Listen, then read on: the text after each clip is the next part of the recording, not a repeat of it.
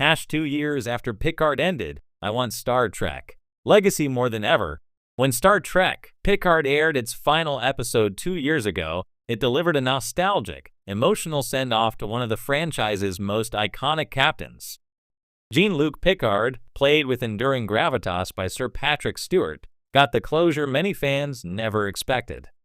But buried within that farewell was the seed of something new, a potential continuation not of the next generation, but of something more forward-facing. A new generation. A new Enterprise. A new legacy. And now, 2 years later, I want Star Trek Legacy more than ever. A perfect ending that felt like a beginning. The final moments of Picard Season 3 were a masterclass in fan service done right. After defeating a bored changeling alliance, Jean-Luc and his old crew shared drinks and laughs around a poker table, evoking the final scene of the Next Generation's finale, All Good Things. But while the TNG crew was sent off beautifully, it was the scene that followed, the one featuring Captain 7 of 9 sitting in the captain's chair of the newly christened USS Enterprise G, that truly lit a fire in fans' imaginations. In just a few minutes, Picard introduced a brand new Enterprise, with a bridge crew made up of legacy characters' children, returning favorites, and potential new heroes. Raffi Musiker, 7 of 9, and Jack Crusher stood side by side, embodying the very concept of Starfleet's enduring optimism and evolution. It was the promise of a new show. And it had a name, whispered, teased, and adored by fans, Star Trek Legacy. The characters are already here. The brilliance of Star Trek Legacy lies in the fact that the groundwork has already been laid. Picard Season 3 didn't just say goodbye to the past, it actively introduced a new present. 7 of 9 Jeri Ryan is the perfect choice for a starship captain. Her arc, from Borg drone to Voyager crew member to Fenris Ranger to Starfleet officer, has been one of the most compelling in Star Trek history. Watching her command a starship, particularly the Enterprise G, feels like a natural progression and a powerful symbol of redemption and transformation. Raffi Musiker Michelle Hurd, her first officer, brings experience, grit, and a complex moral compass. Their relationship adds a layer of personal tension and warmth to the bridge that could mirror the dynamic of past great duos like Kirk and Spock or Janeway and Chakotay. Jack Crusher Ed Spaliers, the son of Jean-Luc Picard and Beverly Crusher, offers a wildcard element. As an ensign now assigned to the bridge, Jack carries not just the weight of his father's name, but also the potential to become a central figure in Starfleet's next chapter. That's a show already bursting with potential, and it's before even imagining which classic characters might return or which new ones could be introduced. A missed opportunity in a franchise on fire. It's not like Star Trek is dormant. On the contrary, the franchise has flourished with Strange New Worlds, Lower Decks, Prodigy, and the now concluded Discovery. But each of these shows occupies a different part of the Trek timeline, prequels, parallel stories, or animated side tales. What's still missing is a full-fledged continuation of the 25th century timeline. We haven't had a mainline future Star Trek series since Voyager ended in 2001, yes, over 2 decades ago. Picard revisited that era, but it was never about exploration or new frontiers. It was personal, emotional, and inward-looking. What fans crave now is the opposite, a bold leap forward. Legacy would finally give fans the post-TNG future we've been waiting for.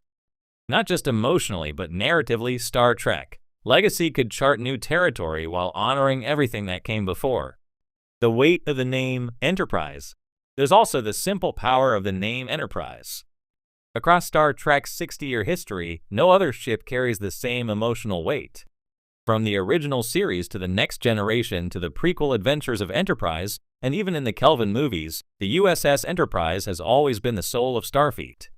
When Picard revealed the rechristening of the Titan A as the Enterprise G, it wasn't just a cool Easter egg, it was a declaration. This crew matters. This ship matters. And most importantly, this ship's adventures deserve to be seen. To simply end with that reveal and never follow through feels like literary malpractice. Imagine if the Next Generation ended with Riker promoted and a new ship teased, only to never go there. Or if Deep Space Nine had shown Bajor joining the Federation but never explored it further. Trek has never been about standalone endings, it's about legacy. It's what the fans want, and the fans have spoken loudly. Since Picard Season 3 ended, social media has buzzed with hashtags like #StarTrekLegacy and #OneLegacy. Petitions have gathered tens of thousands of signatures. Panels at conventions erupt with cheers every time the topic is brought up. Even Picard showrunner Terry Matalas has expressed interest, repeatedly sharing his vision for Legacy as a continuation that blends classic Trek storytelling with modern production values and serialized character arcs. He's ready. The cast is ready. The story is ready. Only the studio needs to say yes. Legacy is more than nostalgia. The danger in reviving legacy franchises is always falling into the nostalgia trap. But Star Trek Legacy doesn't need to rest on past glories, it can build on them. With characters like Seven and Raffi, the show can explore themes of trauma, trust, and leadership. With Jack Crusher, it can examine identity, heritage, and legacy, both the good and the bad.